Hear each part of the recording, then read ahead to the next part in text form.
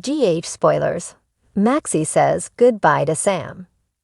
General Hospital, GH. Spoilers tease that on Monday, November 18th, Sam McCall's, Kelly Monaco, friends and family will begin to gather to say goodbye at her funeral, according to a sneak peek video of that day's episode. The ceremony itself is sure to be full of tears, since no one expected Sam to be taken away the way she way. But even before the ceremony takes, the video goes Maxie Jones, Kirsten Storms, speaking directly to Sam's portrait at the funeral home. General Hospital spoilers. Maxie Jones says goodbye. Maxie will discuss the flowers she chose for Sam's service and will admit that they don't really represent Sam as a person. But she will another bouquet that seems more like Sam, although she obviously couldn't use Sam's favorite color. Maxie will joke that no one would want to see black roses at the service, and that yellow would have to do. Maxie will then talk about how beautiful Sam looked in the yellow dress she wore to Brooklyn Quartermain's, Amanda Setton, wedding to Harrison Chase, Josh Swickard. GA spoilers. Maxie Jones and Lucas Jones have a heartfelt discussion. The preview ends when Lucas Jones, Van Hansis, arrives and admits that he believes that Sam would approve of Maxie's choice of flowers.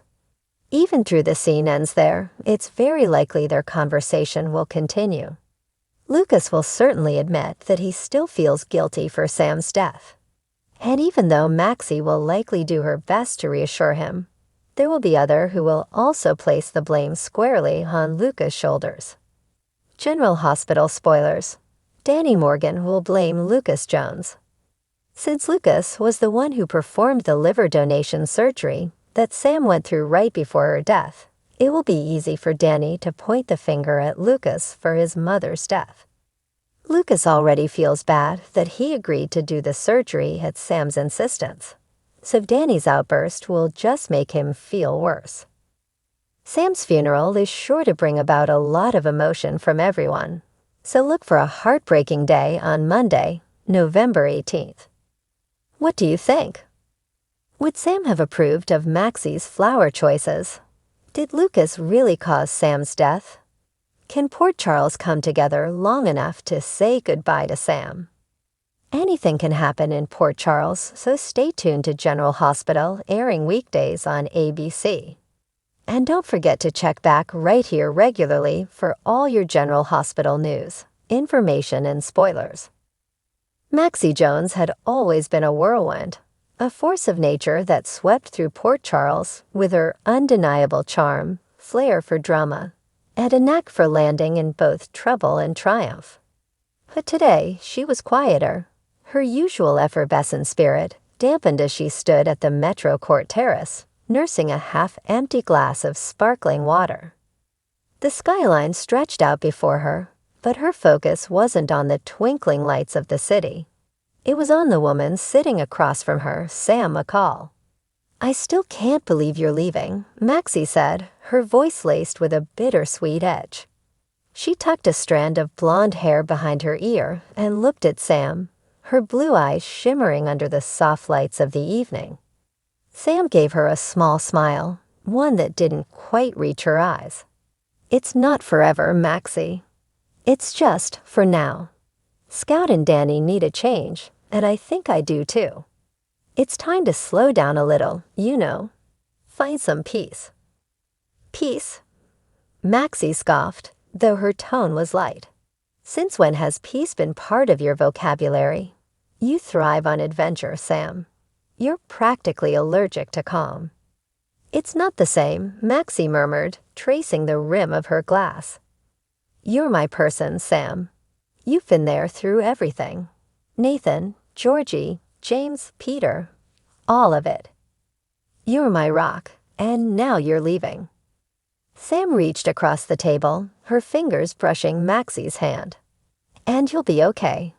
You've always been stronger than you give yourself credit for, Maxie. You've built a beautiful life here. And you've got Spinelli, Georgie, and the kids. You're never alone. But what if I need to vent about Austin's quirks? Or complain about how Lulu would have handled something better than me? Or Maxie paused, her voice cracking slightly. Or what if I just need you? Sam's heart ached at the vulnerability in her friend's voice. She squeezed Maxie's hand. You'll call me. Or text. Or FaceTime. I'm not abandoning you, Maxie. I promise. They sat in silence for a moment, the hum of the city around them filling the gaps in their conversation. Maxie took a deep breath, trying to gather her thoughts. You've been through so much, Sam. And somehow you're always the one holding everything together. For Jason, for Drew, for your kids, for me. But now you're choosing you, and I can't be mad at that. I'm proud of you, actually, even if it sucks for me. Sam laughed, a genuine, hearty sound. That means a lot, Maxie. Thank you. Maxie leaned back in her chair, her mood lightening a bit. So where exactly are you running off to again? Some tiny town in the middle of nowhere. Not exactly nowhere, Sam replied with a grin. It's a small coastal town up north. Quiet, picturesque, lots of open space for the kids to explore. And maybe for me to figure out what's next. Maxie's eyes widened with mock horror. A small town. Sam McCall. I give it 3 months before you're itching to uncover a local mystery or take down some shady businessman. Sam smirked.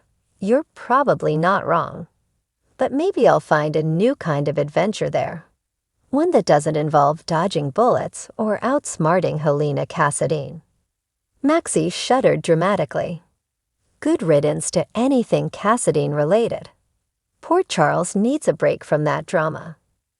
They both laughed, the shared humor easing the weight of their impending goodbye. As the laughter faded, Maxie reached into her purse and pulled out a small, wrapped package. What's this? Sam asked, taking the gift. A little something for the road, Maxie said, her voice soft. Open it. Sam carefully unwrapped the paper, revealing a delicate silver bracelet adorned with tiny charms. A star, a compass, a heart. The star is for all the nights we've spent dreaming together, Maxie explained, her voice thick with emotion. The compass is to remind you to always find your way back to us. And the heart, well, that's for love. Because you've got mine, no matter where you are. Sam blinked rapidly, trying to hold back tears. Maxie, this is beautiful. Thank you. You're welcome, Maxie said, her smile watery. Now don't go getting all sappy on me. You know I'm an ugly crier. Sam laughed through her tears, slipping the bracelet onto her wrist. It's perfect. I'll wear it every day.